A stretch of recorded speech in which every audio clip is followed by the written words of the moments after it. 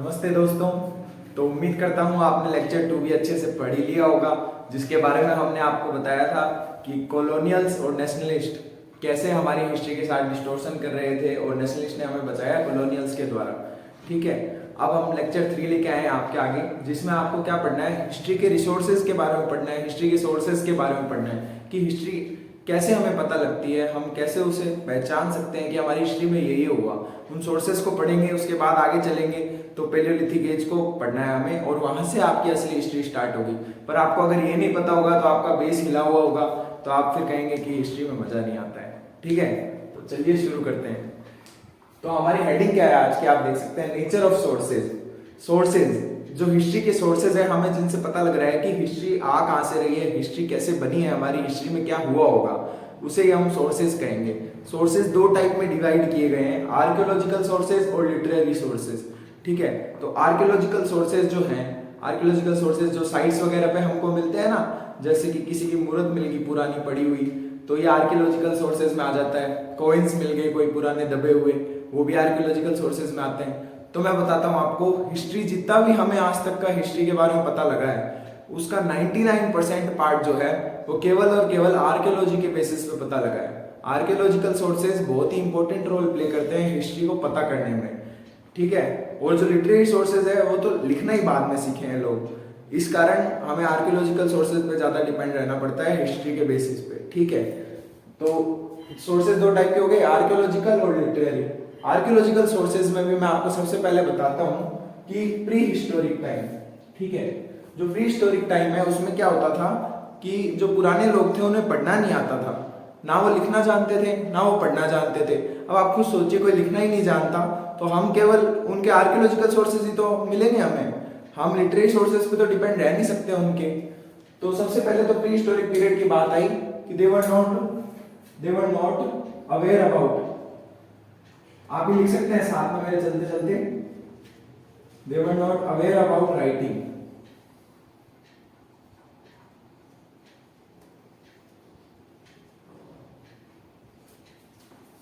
और बात आई है प्री हिस्टोरिक पीरियड की, तो मैंने आपको बताया था, आपको जैसा कि याद हो, 3 मिलियन ईयर से लेकर और जो 2500 बीसी तक का एरा है, जहां पे हमारी चैल्कोलिथिक एज खत्म होती है, वो पूरी हमारी प्री हिस्ट्री है। तो उस टाइम उन्हें लिखना नहीं आता था, इस कारण हमें उनके केवल आर्कियोलॉजिकल सोर्सेज ही मिलते हैं। ठीक है, उसके बाद आता है कल्चर्स ऑफ डिफरेंट टाइप्स। जो कल्चर्स होते हैं, आर्कियोलॉजिकल सोर्सेज में भी अलग अलग कल्चर्स होते हैं जिनके अकॉर्डिंग हमें सोर्सेज मिलते हैं। ठीक है, तो उन कल्चर्स का डिवीजन कैसे मैं आपको बताता हूँ, single culture, multi culture, major culture. आपको इसके डीप में जाने की कोई जरूरत नहीं है, आपको ये केवल 3 डिवीजन याद रखने हैं। कहीं पर एक कल्चर ही हमें मिल रहा है, कहीं पर एक बड़ी सारी साइट है वहां पे हमें मेजर कल्चर मिल रहा है, मल्टी कल्चर मिल रहा है। ऐसे आप खुद सोचिए, एक साइट है और वहां पे अलग अलग, मतलब जो एक दूसरे से रिलेट नहीं कर पा रहे सोर्सेज, पर फिर भी वो हमें वहां मिल रहे हैं, उसका मतलब क्या, वो मल्टी कल्चर साइट है। ठीक है, तो आपको ये केवल डिवीजन याद रखने हैं। जो डिवीजन है सिंगल कल्चर, मैं थोड़ा आपको छोटा दिख रहा होगा तो आप मेरे साथ साथ मैं जो बोल रहा हूं आप वो भी लिख सकते हैं, उससे आपको आसानी होगी। Single culture, major culture and multi culture.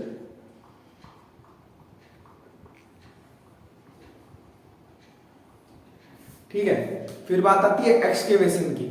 Excavation मतलब मैं बताता हूं, जहां से अपन कोई सामान निकालते हैं ना, खुदाई होती है, उसे एक्सकेवेशन बोलते हैं। ठीक है, तो एक्सकेवेशन भी दो टाइप के हैं, एक वर्टिकल एक्सकेवेशन, एक हॉरिजॉन्टल एक्सकेवेशन। तो जो वर्टिकल एक्सकेवेशन है उसमें क्या होता है, जैसे हमें किसी कल्चर का वो पता लग जाता है कि वो कितना डीप था, कितना कल्चर कितना पुराना था, क्रोनोलॉजी पता लग जाती है उसकी, आप ये कह सकते हैं। ठीक है, तो दो टाइप के एक्सकेवेशन कल्चर हुए, एक तो है वर्टिकल एक्सकेवेशन,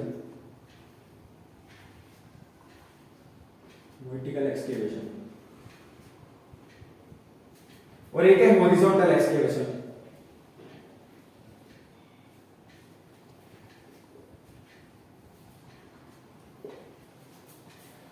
वर्टिकल एक्सकेवेशन में क्या पता लगा हमें, क्रोनोलॉजी कि कितने पुराना चलता है वो समय। आप खुद सोचिए कि एक सोर्स हमें यहां मिला उसी कल्चर का, और फिर हम और डीप जाते हैं एक्सकेवेट करते करते, और उसी का सोर्स हमें इस लेवल पे भी मिल रहा है। इसका मतलब क्या है, वो बहुत पुराने टाइम से चलती आ रही है सभ्यता, है ना। तो इससे हमें क्या पता लगा, टाइम एंड क्रोनोलॉजी। तो वर्टिकल एक्सकेवेशन किसके बारे में नॉलेज देता है हमें? Time and chronology.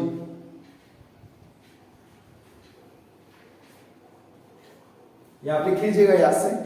और हॉरिजॉन्टल एक्सकेवेशन की बात आती है तो हमें पता लगता है किसी कल्चर का एक्सटेंड कहां तक था। समझ रहे हैं? मतलब कि आपने एक इस पॉइंट पे एक्सकेवेट किया, ठीक है, और यहां से आपने 70 किलोमीटर दूर या 100 किलोमीटर दूर जो भी है वहां पे आपने एक्सकेवेट किया। यहाँ पे भी आपको ये एविडेंसेस मिल रहे हैं, सेम आपको एविडेंस वहां मिल रहा है। तो इससे क्या पता लगता है कि बहुत फैली हुई जो है वो सभ्यता है ना। तो इससे हमें क्या पता लगा? Extend of the culture. ठीक है, तो हॉरिजॉन्टल एक्सकेवेशन से हमें क्या पता लगता है? Extend of culture, extend of culture.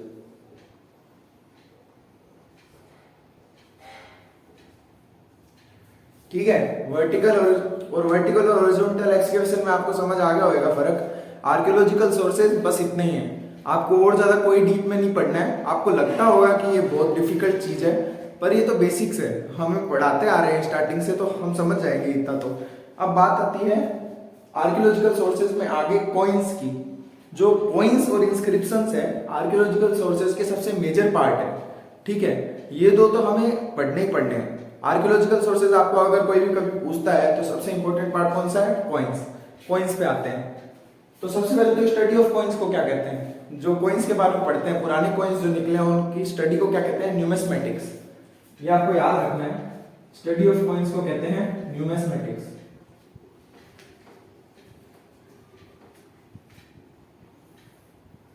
लिख लीजिएगा आप कहीं पे भी, study of coins numismatics, study of coins. ठीक है, इतना हुआ। उसके बाद कॉइन्स की बात आती है, जैसे मैंने आपको पहले बताया था वैदिक एज, महाजनपद एरा, उसके बाद फिर ऐसे करके आपको पीरियड बताए थे ना। तो उम्मीद करता हूं आपको वो याद होंगे। अभी भी मैं यहाँ पे लिखता हूँ कि किस किस टाइम पर कौन कौन से कॉइन्स आए आपके। ठीक है, तो सबसे पहले बात आती है वैदिक एज की। वैदिक एज, वैदिक एज में कुछ लिटरेरी सोर्सेज से हमें पता लगा है कि कॉइनेज थी वहां पे। लेटर वैदिक एज का जब पीरियड था ना, उस टाइम वहां पे कॉइनेज आ चुकी थी। तो उसमें हमें कॉइन का एविडेंसेस मिलता है, नाम मिलता है, एविडेंस तो मैं नहीं कहूंगा, उसका नाम है निक्शा। वैदिक एज में मिलता है निक्शा। वैदिक एज हमारी क्या थी? 1500 से 600 बीसी, राइट? उसमें मिलता है निक्शा नाम का कॉइन, पर इसका कोई एविडेंसेस नहीं है, ये आपको याद रखना है, क्योंकि हमें पर्टिकुलर फिजिकल फॉर्म नहीं मिली है उस कॉइन की। ठीक है, तो मैं यहां लिख देता हूं नो एविडेंस, केवल लिटरेरी एविडेंस है, तो उसके अकॉर्डिंग हम कॉइन कंसीडर नहीं कर सकते इसको अर्लीस्ट। ठीक है, फिर महाजनपद एरा आया था, जो 500 बीसी का पीरियड है ना, उस टाइम की बात कर रहा हूं मैं, 500 बीसी। इस एरा में क्या हुआ कि हमें फर्स्ट कॉइन मिलता है इंडिया का, यूं कह लीजिए। हम ये नहीं कह सकते कि उससे पहले कभी कॉइनेज थी नहीं इंडिया में, पर हम यही कंसीडर करते हैं कि हमें 500 बीसी के आसपास ही कॉइन मिले हैं, क्योंकि उसके एविडेंसेस हमारे पास हैं, फिजिकल एविडेंसेस हमें मिले हैं, इस कारण हम उसे कंसीडर करते हैं। इन कॉइन्स का नाम क्या था? पंचमार्क्ड सिल्वर कॉइन्स बोला जाता है इन्हें। पंचमार्क्ड मतलब आप समझ लीजिए कोई मोहर लगा रखी होगी उस पे, या कोई मार्क लगा रखा होगा, और वो सिल्वर के हुआ करते थे, इसलिए उन्हें कहा जाता है पंचमार्क्ड सिल्वर कॉइन्स। आप लिख लीजिएगा साथ साथ, punch-marked silver coins.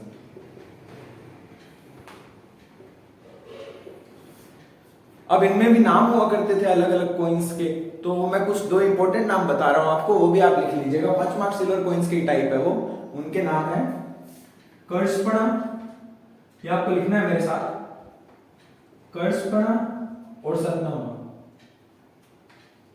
कर्षपणा and सतनामा।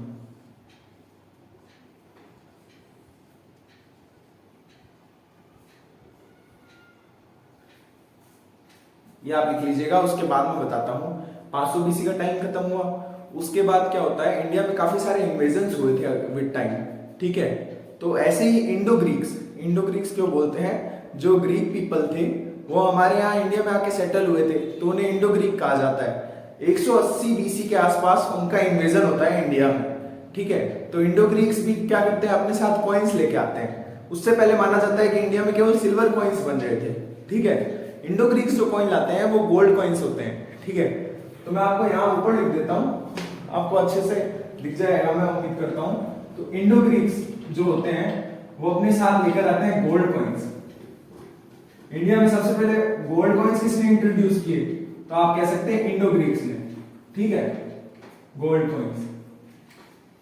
In coins का कोई पर्टिकुलर नाम नहीं है, बस हम इतना जान लें कि गोल्ड कॉइन सबसे पहले इंडो ग्रीक्स लाए थे, आपके लिए यही बहुत है। इसकी एज क्या है? 180 बीसी के आसपास इंडो ग्रीक्स आए थे और माना जाता है उन्हीं के टाइम पे ये कॉइन्स आए थे। ये बहुत एडवांस कॉइन्स थे, ये जो थे अच्छे से वो डले हुए सिक्के थे, इन पे बहुत अच्छे से वर्क किया गया था और हाथ की कारीगरी की गई थी, ठीक है। बस आपको इतना याद रखना है इंडो ग्रीक्स के कॉइन्स के बारे में। अब मैं आपसे पूछता हूं कि कॉइन्स का कंट्रीब्यूशन क्या हो सकता है हिस्ट्री में, है ना? किस पर्सपेक्टिव से कॉइन हमारी हिस्ट्री में कंट्रीब्यूट कर रहे हैं, क्यों इनको सोर्स कंसीडर किया जा रहा है हिस्ट्री का, है ना? तो मैं आपको बताता हूँ, खुद सोचिए आप। हिस्ट्री कॉइन्स हमें 3 टाइप के जो है वो बता सकते हैं कि कल्चर में क्या क्या हुआ होगा, ठीक है। सबसे पहले पॉलिटिकल एविडेंस मिलता है हमें इससे। पॉलिटिकल एविडेंस कैसे मिलता है कि कौन सा किंग कब कहाँ राजा था। जैसे क्या हुआ करता था, किंग्स जो है वो कॉइन्स के ऊपर बने हुए होते थे। जैसे इंडो ग्रीक्स जो कॉइन्स लाए थे उस पर भी उनके किंग्स के इम्प्रिंट्स थे।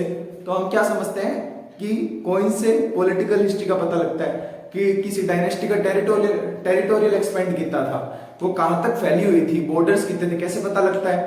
वही वाली बात कि कॉइन्स मुझे आज यहाँ मिले, फिर इस पॉइंट में मुझे कॉइन्स मिले, उससे आगे मैं गया तो मुझे कॉइन्स नहीं मिल रहे। इसका मतलब क्या था? इस पॉइंट से लेकर और सेकंड पॉइंट जो आ रहा है हमारा, वहां तक ये कल्चर का एक्सटेंड रहा होगा या किसी किंग की डायनेस्टी रही होगी, राइट? तभी तो हमें वहां उसके कॉइन्स मिल रहे हैं। इस कारण हमें पॉलिटिकल हिस्ट्री के बारे में पता लग गया कि कॉइन्स ने ऐसे यहाँ रोल प्ले कर दिया। पॉलिटिकल के बाद आता है कल्चरल हिस्ट्री। कल्चरल हिस्ट्री के बारे में कैसे पता लगता है? जो कॉइन्स हुआ करते थे उन पे रिलीजन से रिलेटेड या किंग्स के नाम से रिलेटेड क्या हुआ करता था? इम्प्रिंट्स हुआ करते थे, या आप कह सकते हैं कि उनके चित्र बने हुए होते थे, ठीक है।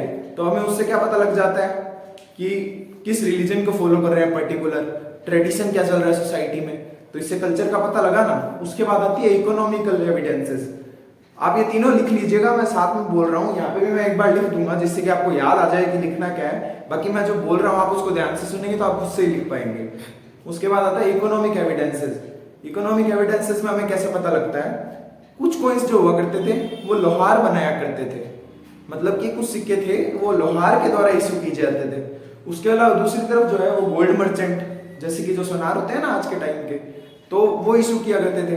अब आप कुछ सोचिए, एक सोसाइटी है जहाँ पे सोनार जो है वो सिक्का इशू कर रहा है, दूसरी तरफ है जहाँ पे लोहार है वो सिक्का इशू कर रहा है, तो आपको पता लग रहा है ना इकोनॉमिक डिफरेंसेस क्या आ रहे हैं सोसाइटी में। एक तरफ तो है कि मतलब जो ब्लैक स्मिथ है वो आपके कॉइन्स बना रहा है, तो वो ऑब्वियस सी बात है कि इकोनॉमी में थोड़ी डाउन होगी वो सोसाइटी, है ना। तो इससे हमें इकोनॉमिक सोर्सेज का भी पता लग गया।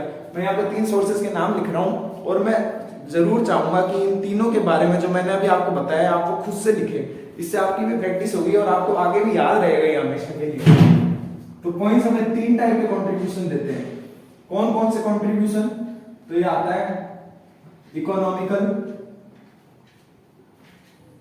कल्चरल और पॉलिटिकल। इसके बारे में जो मैंने बोला है वो आपको लिखना है, चाहे तो आप वीडियो पीछे करके भी देख सकते हैं एक और बार, पर मैं सजेस्ट करूंगा कि आप खुद से अभी लिखें जो मैंने बोला है, इससे आपको भी पता लगेगा आपने कितना ध्यान से सुना मुझे, ठीक है। कॉइन्स की बारी आई खत्म। अब कॉइन्स का मैं आपको कुछ एग्जांपल देता हूँ, ठीक है। ये एग्जांपल आपको खुद को लिखना है, मैं यहाँ नहीं लिखूंगा, ठीक है।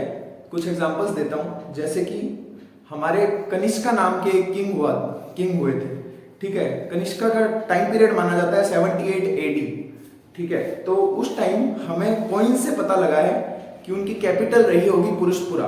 पुरुषपुरा मतलब कि आज का पेशावर जो कि पाकिस्तान में है, वो उनकी कैपिटल कंसीडर की जाती है। किस लिए? क्योंकि वहां पे कॉइन्स की जो मात्रा मिली है उनकी वो बहुत ज्यादा मिली है। ऑब्वियस सी बात है, कैपिटल में कॉइन्स ज्यादा ही मिल रहे हैं, ठीक है।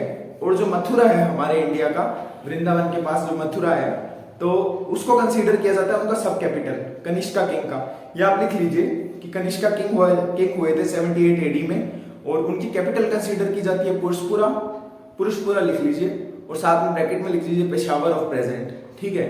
उसके बाद बात आती है कि पुरुषपुरा हो गया, मथुरा उनकी सब कैपिटल कंसीडर की जाती है। और किस लिए की जाती है? ये चीजें हमें कॉइन्स से पता लगी है, इसलिए मैं आपको कॉइन्स के अंदर ये पार्ट बता रहा हूँ। एक और इंटरेस्टिंग फैक्ट बताता हूं, अगर आप लिखना चाहें तो आप लिख सकते हैं। जो कनिष्का जहां से बिलोंग करते थे वो कुशानास डायनेस्टी थी। आप लिख लीजिए ये साथ में, कुशानास डायनेस्टी जहां से कनिष्का बिलोंग करते थे, उसका टाइम पीरियड माना जाता है 150 बीसी के अराउंड, 150 बीसी से 78 एडी। पर इस एज में बहुत कंफ्यूजन चलती आ रही है काफी टाइम से। मैं आपको एक बार अप्रोक्सी बताना चाहूंगा, ये आगे जाके हम इसके बारे में डिटेल बात करेंगे, ठीक है। तो जो कुशानास एम्पायर का जो कॉइन एज था और वो गुप्ता पीरियड के एज से कंपेयर किया जाए, गुप्ता पीरियड क्या था मैंने आपको बताया था 319 एडी से लेकर 467 एडी, राइट। और यहाँ पे आ रही है बात 150 बीसी की, है ना। तो हम कंसीडर करते हैं जो कुशाना एम्पायर के गोल्ड कॉइन्स थे वो गुप्ता एम्पायर से सुपीरियर थे। सुपीरियर किस लिए बोलता हूं मैं आपको बताता हूं, इससे पता लगता है कि इकोनॉमिकली सुपीरियर थे, क्योंकि जो कुशाना एम्पायर के हमें कॉइन के एविडेंसेस मिले हैं वो प्योर गोल्ड है, ठीक है। वो वहीं जो गुप्ता एम्पायर के हमें गोल्ड कॉइन्स मिले हैं उसमें क्या मिक्स, काफी अलग अलग मेटल्स मिक्स हुए हुए हैं, मतलब गोल्ड कॉइन्स का परसेंटेज बहुत कम है, ठीक है। 52% नियर अबाउट गोल्ड है उनमें। वहीं कुशाना एम्पायर जो 100% गोल्ड है। तो इससे हमें इकोनॉमी का पता लगा, राइट। इससे हमें पता लगा कि कुशानास की इकोनॉमी कितनी अच्छी रही होगी गुप्ता के कंपैरिजन में, है ना। तो ये भी आप लिख लीजिएगा याद से, ये बहुत इंपॉर्टेंट पॉइंट है एक कॉइन को लेके। उसके बाद बात आती है, कॉइन्स यहाँ खत्म हुए, इंस्क्रिप्शंस की बात आती है। इंस्क्रिप्शंस जो होते हैं वो भी आर्कियोलॉजिकल सोर्स में ही कंसीडर किए जाते हैं। इंस्क्रिप्शंस मतलब कि जैसे कोई पत्थर है, वहां पर आपके कोई किंग भी लिखकर छोड़ गए कुछ आपके बारे में, ठीक है, तो आपको वो एविडेंस मिले ना उसके, वही इंस्क्रिप्शंस होते हैं, ठीक है।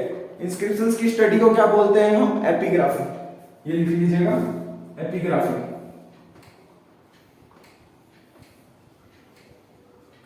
Study of inscriptions known as epigraphy. अब एक और टर्म आती है पेलियोजियोग्राफी। लोग एपिग्राफी और पेलियोजियोग्राफी में कंफ्यूज हो जाते हैं। पेलियोजियोग्राफी असल में क्या है कि इंस्क्रिप्शन के अंदर जो चीजें लिखी हुई है, इंस्क्रिप्शन के अंदर जो चीजें लिखी हुई है आप उसके बारे में नॉलेज ले रहे हैं तो वो पेलियोजियोग्राफी के अंडर आएगा। आप केवल इंस्क्रिप्शंस को पढ़ रहे हैं या उसके रॉक को स्टडी कर रहे हैं तब वो आएगा एपिग्राफी के अंडर, राइट। तो पेलियोजियोग्राफी को भी लिख लीजिए आप, पेलियोजियोग्राफी। पेलियोजियोग्राफी क्या है, इंस्क्रिप्शन के अंदर की चीजों को पढ़ना। तो मैं लिख देता हूं, to study about the writing material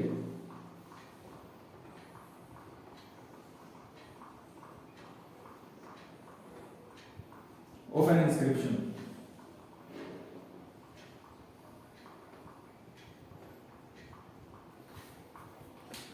To study about a writing material of a particular inscription is known as paleogeography. ये आपकी डेफिनेशन हो सकती है छोटी सी, ठीक है।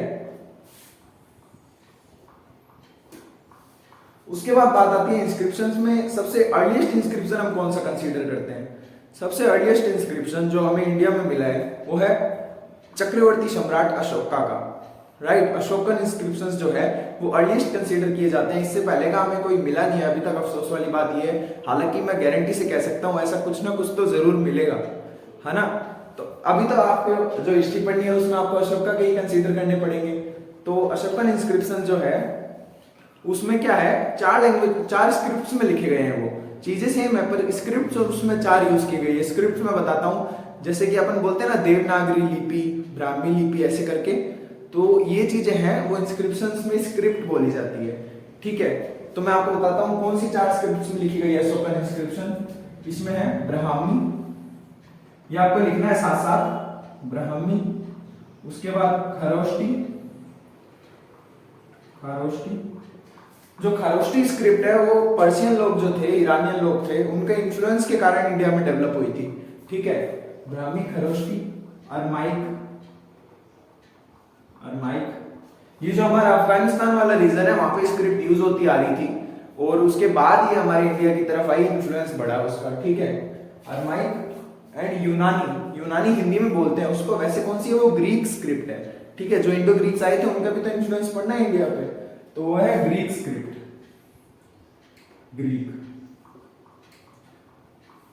उम्मीद करता हूं आपने लिख लिया होगा, तो मैं मिटा देता हूं इसको।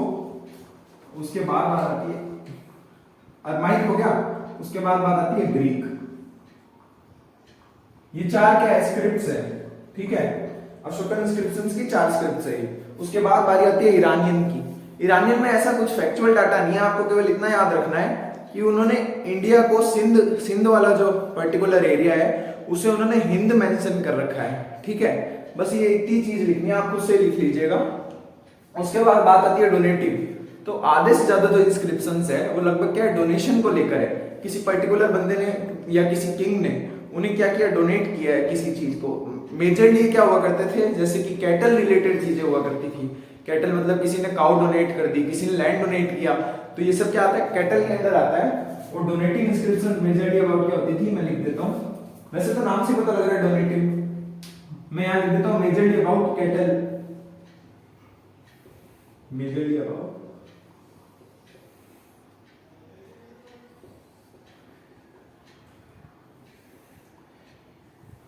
कैटल एरियाज, ठीक है। फिर बात आती है समुद्रगुप्त। मैं ऐसे अलग से आपको समुद्रगुप्त नहीं पढ़ाने वाला इसमें, बस मैं एक एग्जांपल दे रहा हूँ ये आपको कि समुद्रगुप्त के भी हमें इंस्क्रिप्शन मिले हैं जो हरिसेन के द्वारा लिखे गए हैं। इलाहाबाद इंस्क्रिप्शन उनका है जिसमें क्या है कि ऑर्डर्स दिए गए हैं पब्लिक की तरफ कि उनको क्या क्या फॉलो करना है। इसे आप सोशल कंडक्ट भी बोल सकते हैं एक, कि आपको ये फॉलो करना ही करना है, ठीक है। तो समुद्रगुप्त यहाँ पे आता है इलाहाबाद इंस्क्रिप्शन, ये आगे भी मैं पढ़ाऊंगा, तो आप एक बार खाली इलाहाबाद इंस्क्रिप्शन लिख लेंगे तो भी आपको अंदाजा लग जाएगा, ठीक है। इलाहाबाद इंस्क्रिप्शन हो गया। बस इसी के साथ हमारे आर्कियोलॉजिकल सोर्सेज जो है वो कंप्लीट होते हैं। आगे मैं आपको लिटरेरी सोर्सेज का बताऊंगा, तो स्लाइड चेंज करते हैं आपको लिटरेरी सोर्सेज के बारे में, ठीक है। लिटरेरी सोर्सेज में क्या होता है, जो लिखे हुए सोर्सेज जितने भी हमें मिले हैं, ऑब्वियस सी बात है प्री हिस्टोरिक के एज के बाद ही मिले होंगे, क्योंकि उन्हें तो लिखना आता नहीं था। तो प्री हिस्टोरिक एज के बाद कौन सी आई, हड़प्पन सिविलाइजेशन आई। उनको लिखना तो आता था, पर दिक्कत क्या है कि उनके लिटरेरी सोर्सेज है वो अनडिसाइफर्ड है। अनडिसाइफर्ड मतलब होता है कि अभी तक पता नहीं लगा है कि, मतलब पढ़ने में नहीं आया, अभी तक पता नहीं लगा है कि इसे पढ़ना कैसे है, ठीक है। तो अनडिसाइफर्ड स्क्रिप्ट है हड़प्पन सिविलाइजेशन की। इसे आप लिख सकते हैं एक नोट डाल के लिखना चाहें तो, कि the Harappan civilisation script is still undeciphered, ठीक है। वो आगे मैं आपको बताऊंगा हड़प्पन कल्चर में। उसके बाद बात आती है तो प्रोटो हिस्ट्री में फिर बचा क्या। प्रोटो हिस्ट्री में हड़प्पन तो निकल गया क्योंकि उसके हमें स्क्रिप्ट पढ़नी नहीं आती। उसके बाद फिर एविडेंसेस में बचा क्या, तो बात आती है वैदिक एज की, ठीक है। तो वैदिक एज, तो सबसे पहले हमें कौन से लिटरेरी सोर्सेज के एविडेंसेस मिलेंगे, ऑब्वियस सी बात है कि वो मिलेंगे वैदिक एज के, है ना। तो हम वैदिक सोर्सेज पे आते हैं, जो वैदिक लिटरेरी सोर्सेज है उनके बारे में पता करते हैं। तो पहले अपन रिलीजियस सोर्सेज की बात करेंगे, उसके बाद मैं आपको बताऊंगा सेकुलर सोर्सेज की, ठीक है। क्योंकि वैदिक एज जो भी सी बात है, आप एक पर्टिकुलर रिलीजन से कनेक्ट कर पा रहे होंगे, है ना, जो ब्राह्मणिकल सुप्रीमेसी पे चलता है ना। मैं पूरा नाम नहीं भूल जाऊंगा, बस मेरा कोई इंटेंशन नहीं है कि मैं किसी रिलीजन को बीच में लाऊं। मैं आपको केवल इतना बताता हूँ कि रिलीजियस लिटरेचर पे बात आती है तो सबसे पहले जो है हमें वैदिक एज में मिलती है मनुस्क्रिप्ट्स। सबसे कॉमन जो चीज है लिटरेरी में वो है मनुस्क्रिप्ट्स, और हर जगह मिली है हमें मनुस्क्रिप्ट। तो संस्कृत की ऑल ओवर द कंट्री मिली है इसके एविडेंसेस तो हमें, ठीक है। तो मनुस्क्रिप्ट की बात आती है तो मनुस्क्रिप्ट जो है पहले कहाँ लिखी जाती थी, जब पहले पेजेस तो वो नहीं करते थे, उस टाइम कहाँ पे लिखी जाती थी, बर्क बार्क, मतलब जो पेड़ की छाल होती है ना उस पे लिखा जाता था, या फिर पाम लीव्स, जो इतने बड़े बड़े पत्ते देखे होंगे आपने, उन पे भी मनुस्क्रिप्ट लिख दी जाती थी। इस कारण हमें ऑल ओवर इंडिया पे कहीं ना कहीं मनुस्क्रिप्ट के एविडेंसेस मिल जाते हैं। तो मैं सबसे पहले लिखता हूँ मनुस्क्रिप्ट्स।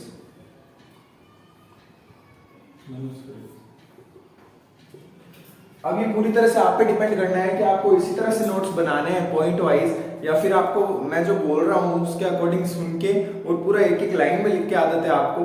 मैं कहूंगा कि अगर आप लाइन में लिखेंगे तो आप जल्दी कैच कर पाएंगे, उससे एक बार में पढ़ते आपको समझ आ जाएगा। और अगर आप पॉइंट वाइज लिखना चाहते हैं, आपको लगता है कि आपके सबकॉन्शियस माइंड में पहले से ही चल रहा होगा कि मैं समझ जाऊंगा, तो आप ऐसे पॉइंट वाइज फॉर्म में भी लिख सकते हैं, ठीक है। मनुस्क्रिप्ट की बात है, उसके बाद जो अगला एविडेंस मिलता है ऑब्वियसली वेदा, राइट। वैदिक एज आई है तो वेदास भी आएंगे। वेदास कितने टाइप के होते हैं, ऋग्वेद, सामवेद, यजुर्वेद, अथर्ववेद, तो ये भी लिख लीजिए, ये भी एविडेंसेस हैं हमारे लिटरेरी के, ऋग्वेद, सामवेद, यजुर एंड अथर्व। इसे भी आप एविडेंसेस में लिख लीजिएगा। उसके बाद वेदांग, वेदांश की बात आती है, वेदांश या फिर बोल सकते हैं वेदांगा। वेदांगा क्या होता है, वेदास के अंदर ही अलग अलग पार्ट है, अलग अलग लिटरेचर्स बन रखे हैं, वही वेदांगास होते हैं। ये भी स्टडी के लिए बुक्स यूज होती है। जैसे आज हम मैथमेटिक्स पढ़ रहे हैं, फिजिक्स पढ़ रहे हैं, ऐसी अर्ली टाइम्स में अलग अलग बुक्स हुआ करती थी जो अलग अलग सब्जेक्ट्स पे फोकस करती थी। वेदांगास को मैं यहाँ पे अलग से एक्सप्लेन करूंगा आपको। उससे पहले आप ये लिख लीजिए वेदांतास क्या होते हैं। वेदांतास ऑब्वियस सी बात है, नाम से पढ़ के समझ आ रहा है, वेदों का अंत जहां पे होता है, वेदांतास, राइट। तो आपने उपनिषद नाम सुना होगा, उपनिषद को ही बोला जाता है वेदांतास, ठीक है। तो आप ये लिख लीजिए, मैं नीचे लिख देता हूं ब्रैकेट में, उपनिषद। वेदांतास ही उपनिषद है, ठीक है। और उपनिषद होते क्या है, तो ये होते हैं फिलोसॉफिकल स्पेक्युलेशंस अबाउट वैदिक कल्चर, ठीक है। तो मैं आपको पूरा बताता हूँ, जो वैदिक कल्चर है उनका जितना भी टेक्स्ट है जो कंपाइल हुआ है उसके बारे में आपको शॉर्ट में इंफॉर्मेशन दे देंगे ये। और इसके चलते इसको माना जाता है कि ये पहला हिंदू रिफॉर्म भी था, उसको मैं आगे बताऊंगा आपको, अभी आपको उसके अंदर जाने की जरूरत नहीं है। वेदांता उपनिषद, द फिलोसॉफिकल स्पेक्युलेशंस, ठीक है, यहाँ पर लिख रहा हूं मैं फिलोसॉफिकल स्पेक्युलेशंस।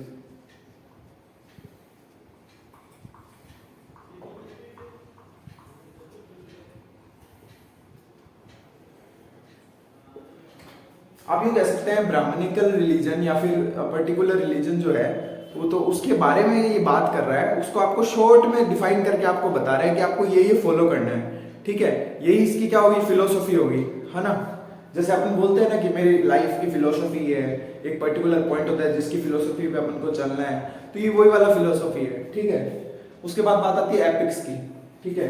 ये भी वैदिक एज के अंदर ही कंपाइल हुए थे, नियर अबाउट 400 एडी के आसपास कंप्लीट कंपाइलेशन माना जाता है इनका। तो एपिक्स जैसे आपने नाम सुना होगा, रामायण महाभारत, ये भी लिटरेरी एविडेंसेस ही तो हुए, ये भी हमारी हिस्ट्री के, रामायण महाभारत।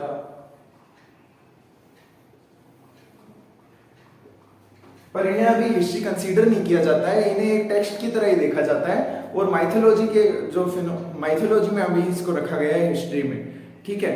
और आप ये मत समझिएगा कि मैं किसी तरफ बायस हो रहा हूँ, मैं हिस्ट्री आपको बिल्कुल ऐसे ही पढ़ाना चाहूंगा बिना बायसनेस के। तो आपको इस चीज की आदत डालनी पड़ेगी।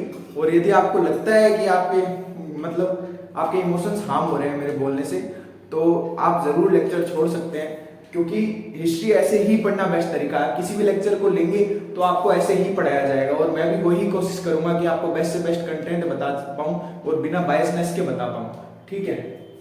उसके बाद आता है पोस्ट वैदिक लिटरेचर, मतलब वैदिक एज के लिटरेचर तो हो गए, वो भी एविडेंसेस में आ गए। पोस्ट वैदिक लिटरेचर मतलब जब वैदिक एज खत्म हुई उसके बाद, या फिर आप कह सकते हैं कि उसके साथ साथ जो कल्चर अलग अलग डेवलप हो रहे थे, उनमें कौन से टेक्स्ट आते हैं। तो सबसे पहले आता है हमारा बुद्ध लिटरेचर। बुद्ध लिटरेचर मतलब जब बुद्धिज्म स्टार्ट हुआ था, बुद्धिज्म चल रहा था सोसाइटी में, उस टाइम उन्होंने क्या क्या लिटरेचर्स दिए हमको, ठीक है। तो सबसे इंपॉर्टेंट बात मैं बताऊंगा, बुद्ध लिटरेचर जो है पाली लैंग्वेज का लिटरेचर है। लोग इसे प्राकृत से कंफ्यूज कर जाते हैं, पर ये पाली लैंग्वेज का लिटरेचर है। सबसे पहले आप लिखिए Pali language, compiled in Pali language, ठीक है। उसके बाद जो बुद्धिस्ट लिटरेचर है वो नियर अबाउट माना जाता है हमारा 6th सेंचुरी बीसी से 2nd सेंचुरी बीसी। इसमें आगे काउंसिल्स हुए थे जहां जहां लिटरेचर डेवलप हुआ था, उन काउंसिल्स की एग्जैक्ट एज मैं आपको आगे जाके बता दूंगा। अभी आपको इतना याद रखना है कि 6th सेंचुरी से लेकर 2nd सेंचुरी बीसी तक हमारे ये टेक्स्ट कंपाइल हुए हैं, ठीक है। इन टेक्स्ट में कुछ कुछ नाम बताता हूं मैं आपको। विनय पिटका, विनय पिटका, सुत्त पिटका,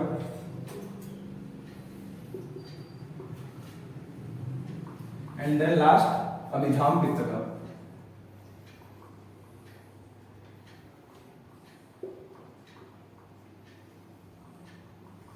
ये तीन जो है वो मेजर टेक्स्ट है बुद्धिज्म को लेके, उसके बारे में बताते हैं हमको, ठीक है। आपको केवल ये नाम याद रखने हैं। उसके अलावा बुद्धिस्ट टेक्स्ट में एक जतका नाम की बुक आती है, ठीक है। जतका मैं लिख देता हूं, जताका बोल सकते हैं आप इसको, वैसे ये जतका है, ठीक है।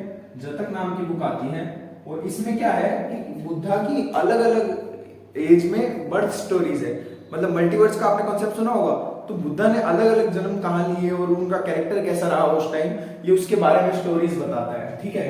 जतका, तो लिखता हूं स्टोरी ऑफ बुद्धास बर्थ। आप ये लिख लीजिएगा, यहाँ पे आपको हो सकता है देखने में दिक्कत हो रही हो, Buddhas birth, story of Buddhas birth, ठीक है। इसमें लिखी गई है जतका में। उसके बाद आता है जैन टेक्स्ट, ठीक है। जैन जो है वो पुराना धर्म है, काफी टाइम से चलता आ रहा है। कई लोग कहते हैं कि हिंदू रिलीजन के साथ साथ पैरेलली ये डेवलप हुआ था, पर इनके जो टेक्स्ट हैं वो 400 AD के नियर अबाउट पूरे तरह से कंपाइल हुए माने जाते हैं। ठीक है, तो मैं आपको ये 6th सेंचुरी AD लिखा हुआ है यहाँ पे, तो 6 से लेकर 4th सेंचुरी AD, मतलब मैं उल्टा बोल रहा हूँ, जैसे 4th सेंचुरी से 6th AD होगा तो उसके आसपास कंप्लीटली कंपाइल हुए हैं इनके टेक्स्ट। ठीक है, और ये है प्राकृत लैंग्वेज में। जैन टेक्स्ट किसमें है? प्राकृत लैंग्वेज में। प्राकृत लैंग्वेज। किसी टेक्स्ट का पर्टिकुलर नाम नहीं बताऊंगा मैं आपको, पर आपको एक चीज याद रखनी है कि जो प्राकृत लैंग्वेज में कंपाइल कहां पे हुए हैं? Compiled in Vallabhi. वल्लभी जो है वो गुजरात का एक डिस्ट्रिक्ट है आज के टाइम में, ये वहां पे नियर अबाउट में कंपाइल हुए हैं, आपको ये याद रखना है। और ज्यादातर इनके टेक्स्ट में किसकी बात कही है? ट्रेड एंड कॉमर्स की बात की गई है। ट्रेड, कॉमर्स और ट्रेडर्स के बारे में ज्यादातर इनके लिटरेचर में बात की गई है, ये चीज आपको याद रखनी है। ठीक है, तो मैं यहाँ पे लिख देता हूँ trade and traders. Trade and traders.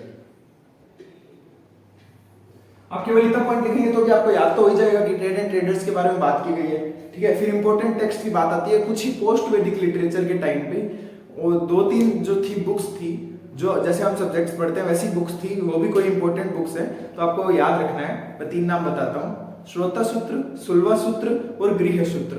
मैं इनके मतलब बताऊंगा आपको, और कहीं नहीं मिलेंगे इनके मतलब। श्रोता सूत्र,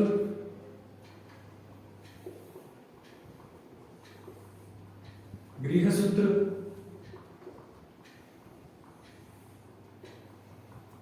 एंड एट लास्ट सुलवा सूत्र। ये 3 नाम आपको याद रखने हैं, इंपॉर्टेंट बुक थी ये, पिछले टाइम की सब्जेक्ट्स हुआ करते थे। तो श्रोता सूत्र में क्या बात आती है? संस्कृत एवं संस्कृति के बारे में पढ़ाया गया श्रोता सूत्र के द्वारा। ठीक है, तो आप लिख सकते हैं उसके सामने एरो करके, संस्कृत एवं संस्कृति के बारे में। फिर गृह सूत्र की बात आती है, होम साइंस हम पढ़ते हैं ना, ये वही है। ठीक है, सुलवा सूत्र। सुलवा सूत्र क्या है? अर्ली टाइम्स के जो मैथमेटिक्स फॉर्मूले थे वो सुलवा सूत्र के अंदर कंपाइल किए गए हैं। ठीक है, तो ये आप इसके सामने लिख लीजिएगा, मैं यहाँ पे भी लिख देता हूँ एक बार, एक वर्ड में लिखूंगा मैथ्स, और यहाँ पे श्रोता सूत्र क्या हुआ करता था? संस्कृति का ज्ञान दिया जाता था इसमें, और गृह सूत्र होम साइंस। ठीक है, फिर वेदांगास, वहां हमने छोड़ा था ना वेदांगास, में आपको बताता हूँ। वेदांगास के अंदर ही काफी सारे लिटरेचर आते हैं अलग अलग सब्जेक्ट से रिलेटेड। ठीक है, तो उनके नाम आपको याद करने पड़ेंगे, कल्प, शिक्षा, चंद और निरुक्ता, ऐसे अलग अलग आपको नाम आएंगे, और इन सब्जेक्ट के साथ आपको याद करने पड़ेंगे। ज्यादा मुश्किल नहीं होगी, 2-3 बार पढ़ेंगे तो याद हो जाएगा। कल्प किसको बोला जाता था? तो रिचुअल्स के बारे में हम पढ़ते थे, उसे कल्प बोला जाता था। रिचुअल्स कि आपको क्या क्या सेरेमनीज परफॉर्म करनी है, आपको रिचुअल्स क्या करने हैं, जैसे हवन और करते हैं ना, वो रिचुअल्स के अंदर आते हैं। ठीक है, तो रिचुअल्स के बारे में, रिचुअल्स को क्या बोला जाता था? कल्प। ये वेदांगा का ही पार्ट था। ठीक है, उसके बाद शिक्षा, फोनेटिक्स। आपको इस वर्ड से कंफ्यूज होने की जरूरत नहीं है, हम शिक्षा लेते हैं, है ना, हम किसी बारे में पढ़ाई करते हैं, वो क्या है? फोनेटिक्स ही है, तो हम इसको फोनेटिक्स बोलेंगे। ठीक है, उसके बाद चंद बोला जाता है मेट्राइसिस को। मेट्राइसिस भी एक सब्जेक्ट ही है। अर्ली टाइम से आप सोच रहे हैं कितना एडवांस रहा होगा कि उस टाइम भी ऐसे ऐसे सब्जेक्ट्स पढ़ाए जा रहे थे, है ना। तो चंदा, मेट्राइसिस, यकराना, ग्रामर को बोलते हैं यकराना। ग्रामर, जो ग्रामेटिकल नॉलेज होती है ना अर्ली टाइम्स की, उसको क्या बोलते हैं? यकराना। ये आपको याद रखना है। फिर निरुक्ता की बात आती है, निरुक्ता को बोला जाता है एटिमोलॉजी। ये आप नाम पढ़ के डरे नहीं, मैं आपको बताता हूं, इनके मतलब आपको बताऊंगा तो आपको लगेगा बहुत इजी चीज है। एटिमोलॉजी क्या होता है? एटिमोलॉजी होता है कि संस्कृति बारे में पढ़ना या फिर भाषा का ज्ञान। एटिमोलॉजी भाषा का ज्ञान होता है। ठीक है, मैं आपको लिख देता हूं भाषा का ज्ञान। तो उस टाइम में संस्कृति चल रही थी मेन, इसलिए मैं आपको बोला संस्कृति का ज्ञान, वैसे भाषा का ज्ञान। किसी भी भाषा के बारे में पढ़ना एटिमोलॉजी के अंडर आता है। फिर बात होती है ज्योतिषा, एस्ट्रोनॉमी। ज्योतिष विद्या होती है ना, वो एस्ट्रोनॉमी होती है। ठीक है,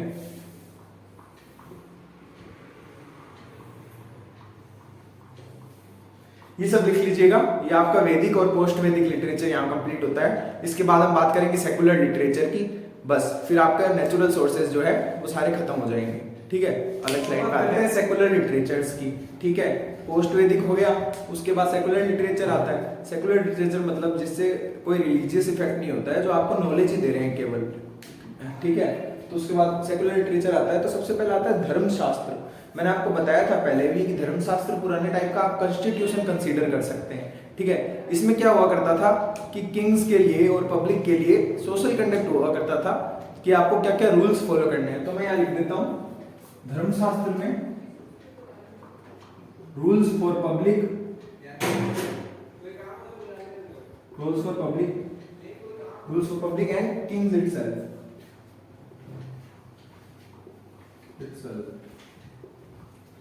ये जितनी भी मैंने लिटरेचर्स के नाम यहाँ लिखे हैं उन सबके हमें एविडेंसेस मिल चुके हैं, इस कारण हम इन्हें कंसीडर करते हैं सेकुलर लिटरेचर के एविडेंसेस में।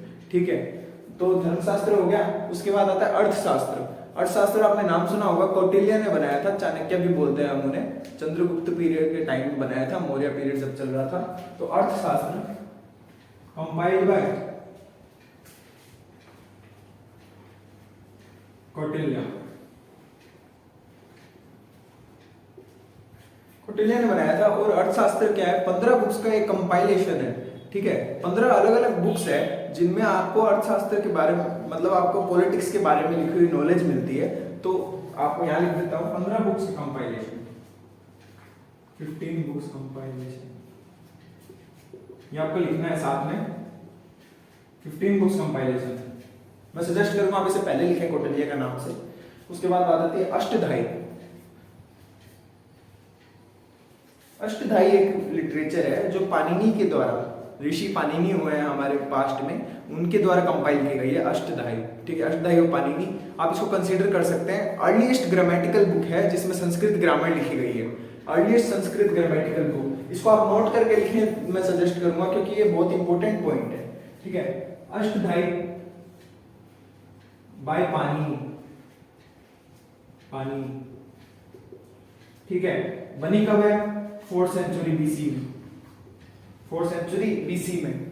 ठीक है, और earliest grammatical book, earliest Sanskrit grammar, earliest Sanskrit grammar. इसे आप नोट करके लिख लीजिएगा। उसके बाद बारी आती है महाभाष्य। महाभाष्य एक्चुअल में क्या है कि पाणिनि ने जो बुक लिखी है उसी के ऊपर कमेंट्री है जो कि पतंजलि द्वारा दी गई है। समझ रहे हैं आप, उन्होंने पहले बुक लिखी, उसी के ऊपर कमेंट्री और उसमें कुछ सुधार करके, या आप कह सकते हैं कुछ चेंजेस करके, महाभाष्य नाम से पतंजलि ने आपके आगे पेश किया उसे। ठीक है, महाभाष्य बाय पतंजलि।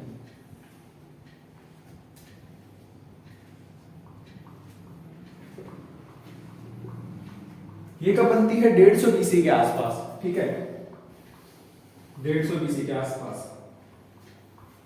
इसमें आप साथ में लिख लीजिएगा the correction towards the Sanskrit grammar from early times.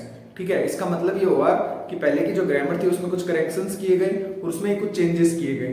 किसके तहत किए गए, महाभाष्य बुक लिखी गई पतंजलि के द्वारा। ठीक है, और किन के टाइम में लिखी गई है, पुष्यमित्र शुंगा के टाइम पे। पुष्यमित्र शुंगा जो किंग थे वो 188 बीसी के आसपास बने थे। तो पुष्यमित्र शुंगा के टाइम पे पतंजलि तो थे, वो उनके कोर्ट के प्रीस्ट थे। ठीक है, तो उन्होंने उस टाइम ये कंपाइल की महाभाष्य नाम की बुक। ठीक है, उसके अलावा कुछ इंपॉर्टेंट पोइट्स आते हैं हमारे, जिनका नाम आता है भाषा, शूद्र का, कालिदास, भानभट्टा। इनमें से कुछ नाम तो आपने सुने ही होंगे, जैसे कालिदास आपने जरूर सुना होगा। ठीक है, चंद्रगुप्त सेकंड के टाइम पे थे ये। और उसके अलावा भानभट्टा जो हर्षवर्धन के कोर्ट पोइट थे। ठीक है, साउथ इंडियन हिस्ट्री पे आ जाते हैं। साउथ इंडियन जो लिटरेचर है ना, साउथ इंडियन लिटरेचर में क्या है, 2-3 बुक्स बताऊंगा मैं आपको, जो मेजर है आपको याद रखनी है। जो लिटरेरी सोर्सेज है वो अच्छे खासे एविडेंस दे जाते हैं हमको साउथ इंडियन के बारे में। आपको यूं लगेगा कि जैसे साउथ इंडियन हिस्ट्री कहीं एब्सेंट सी हो रखी है RS शर्मा में, है ना, पर आपको ऐसा कुछ नहीं सोचना है, क्योंकि आपको तो खुश होना चाहिए उल्टा कि फैक्चुअल डाटा ही कम हुआ हमारा। बाकी साउथ इंडियन हिस्ट्री पढ़ने जाएं तो बहुत एडवांस हिस्ट्री है और अच्छी खासी डेवलप भी हो चुकी है वो, पर हमें पढ़ाया कम जाता है स्टार्टिंग से। एनसीईआरटी कहीं ना कहीं इस पे लैग करती है। अब आपने बचपन से पढ़ा नहीं है, एकदम से आप सारा कुछ पढ़ना चाहेंगे तो वो आपसे नहीं हो पाएगा। पर साउथ इंडियन हिस्ट्री भी हमारे इंडिया में उतना ही कॉन्ट्रीब्यूशन रखती है जितना नॉर्थ इंडियन। ठीक है, वो पूरी इंडियन हिस्ट्री है, हम डिवाइड कर क्यों रहे हैं नॉर्थ इंडियन साउथ इंडियन में, ये तो मुझे आज तक समझ नहीं आया। इसका जवाब आपको मिले तो मुझे कमेंट सेक्शन में बताइएगा। साउथ इंडियन लिटरेचर के बारे में आते हैं। ठीक है, साउथ इंडियन लिटरेचर में 30,000 लाइन्स की एक कंपाइलेशन है बुक, उसका नाम है 30,000 एनाथोलॉजीज बोल सकते हैं आप उसको, पर मैं ज्यादा एडवांस इंग्लिश की तरफ नहीं जाना चाहूंगा। 30,000 लाइन्स ही आप समझ लेंगे बहुत होगा। उट्टुट्टू का ही नाम है उसका। ठीक है, नाम थोड़े अटपटे होंगे, बाकी उट्टुट्टू का ही आपको ये नाम याद रखना है। ठीक है, मैं लिख देता हूँ उट्टुट्टू का ही।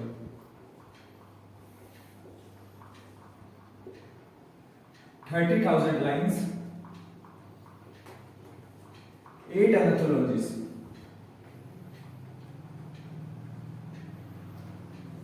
बस इसके बारे में आप इतना याद रख लेंगे आपको बहुत होगा। उसके बाद बात आती है 100 पोएम्स का कंपाइलेशन। एक ऐसी बुक है जिसमें 100 पोएम्स लिखी गई है। उस बुक का नाम क्या है? तो पुरानानुरु और पट्टू पट्टू। ठीक है, ये दो अलग अलग बुक है। वैसे आप पट्टू पट्टू पहले लिखेंगे और उसके बाद पुरानानुरु उसका एक पार्ट है। ठीक है, तो आप लिख लीजिएगा पट्टू पट्टू। पट्टू पट्टू इसमें क्या आता है? 100 पोएम्स।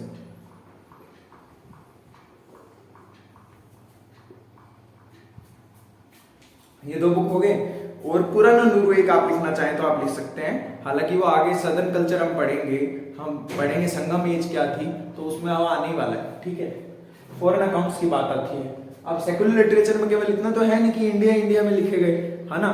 तो इंडिया के बारे में जो बाहर के जो लिटरेचर लिखे गए हैं वो भी तो हमारे एविडेंसेस ही हुए हिस्ट्री के, तो हम उन्हें भी कंसीडर करेंगे।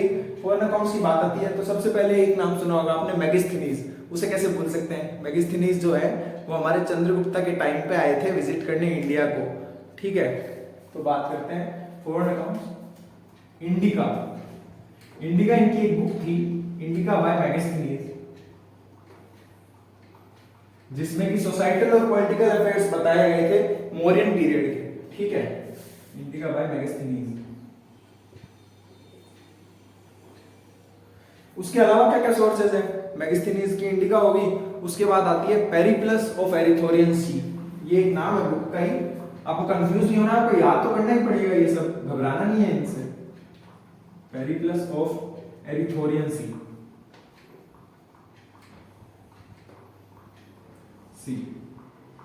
पेरिप्लस ऑफ एरिथोरियन सी ये बुक है। और इसी के साथ साथ एक बुक आती है टॉमलेस जियोग्राफी एंड टॉमलेस जियोग्राफी।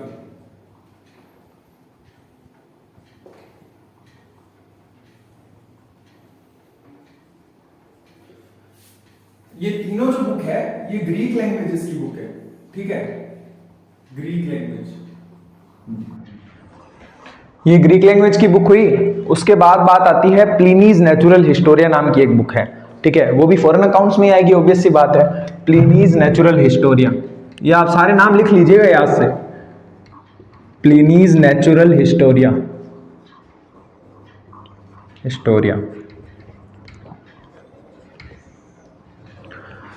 अब इस बुक की आपको एक बात याद रखनी है, ये सबसे यूनिक इसलिए है क्योंकि ये इटालियन लैंग्वेज की बुक है। इटालियन लैंग्वेज तो कैसे बोल सकते हैं, लैटिन लैंग्वेज की बुक है, ये आपको याद रखना है। और इटालियन साइड से ये बुक है। इटालियन और इंडियन ट्रेड के बारे में बात करती है। तो मैं लिख देता हूं इटालियन एंड इंडियन ट्रेड।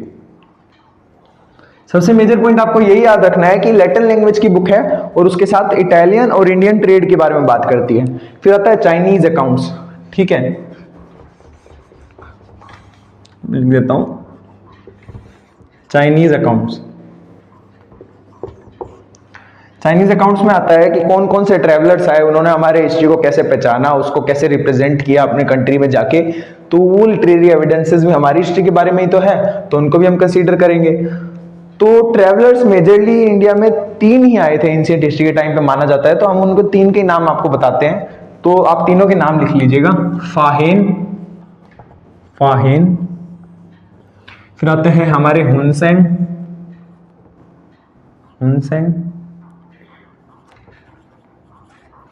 और फिर आते हैं आई सिंह।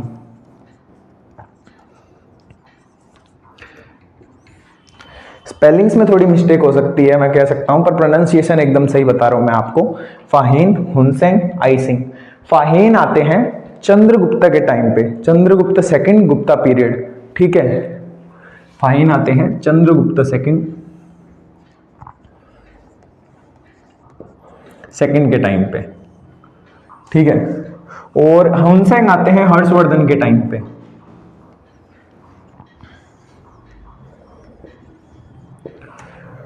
हर्षवर्धन आते हैं, हर्षवर्धन के टाइम पे आते हैं हमारे हुनसेन। उसके बाद आई सिंह जो है वो मैं कहूंगा कि मिडिवल हिस्ट्री से जस्ट पहले और एंशिएंट हिस्ट्री खत्म होने के बीच वाले पीरियड में, मतलब 7th सेंचुरी या 750 एडी के अराउंड आते हैं, ठीक है। तो मैं इसमें लिख देता हूं 7 to 8 सेंचुरी, ठीक है। अब इसमें देखिए फाहीन और हुनसेन जो है वो सोसाइटी, पॉलिटी और इकोनॉमी के बारे में बताते हैं कि इंडिया में कैसी चलती आ रही है। और ये आप केवल इतने पॉइंट में ही लिख लीजिएगा कि ये दोनों किसके बारे में बता रहे हैं हमें, इकोनॉमी, सोसाइटी और पॉलिटी ऑफ इंडिया हिस्ट्री, ठीक है। केवल इतना ही बता रहे हैं हमें। अब इसमें आई सिंह की जो बात आती है, इन्होंने क्या किया था, आपको याद करना पड़ेगा कि इनका एक यूनिक फीचर ये है कि इन्होंने जाके बताया था अपने देश की तरफ कि कैसे इंडिया की पॉलिटी है वो डिसइंटीग्रेटेड हो रखी है।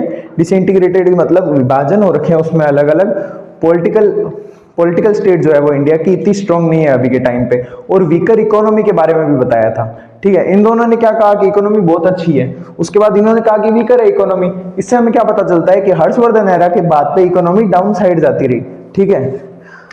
तो मैं इसमें लिख देता हूं इकोनॉमिकल एंड पॉलिटिकल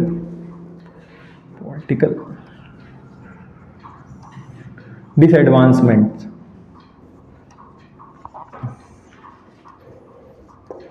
ऐसा मैंने किस लिए लिखा है, क्योंकि इन्होंने बताया कि उस समय पॉलिटी भी खराब चल रही थी इंडिया की थोड़ी सी, और इकोनॉमी भी थोड़ी वीकर साइड पे जा रही थी, ठीक है। अब आप ये नहीं कह सकते, आप इससे ऑफेंड नहीं हो सकते हैं। इन्होंने क्या किया, इंडिया को रिप्रेजेंट किया जैसा इन्होंने देखा, है ना। तो हम इन्हें लिटरेरी सोर्सेज में कंसीडर करते हैं। रिलीजियस लिटरेचर हो गया, सेकुलर लिटरेचर हो गया, आर्कियोलॉजिकल सोर्सेज आपके खत्म हो गए। तो मैं आपको बताता हूँ, आर.एस. शर्मा का आपका एक और चैप्टर इसी के साथ यहाँ कंप्लीट होता है। 3 चैप्टर मैंने आपको 3 लेक्चर में बता दिए हैं। और आपको पेज स्लो लग रहा है तो आप बेशक दूसरे वीडियोस जाके देख सकते हैं, या फिर आप बुक भी पढ़ सकते हैं। आपको उनमें जितना टाइम लगने वाला है उनसे काफी कम समय में आप इसके नोट्स भी बना सकते हैं और इनको समझ भी सकते हैं। तो आज का लेक्चर यहीं खत्म करते हैं। उम्मीद है आपका दिन अच्छा जाए। नमस्कार।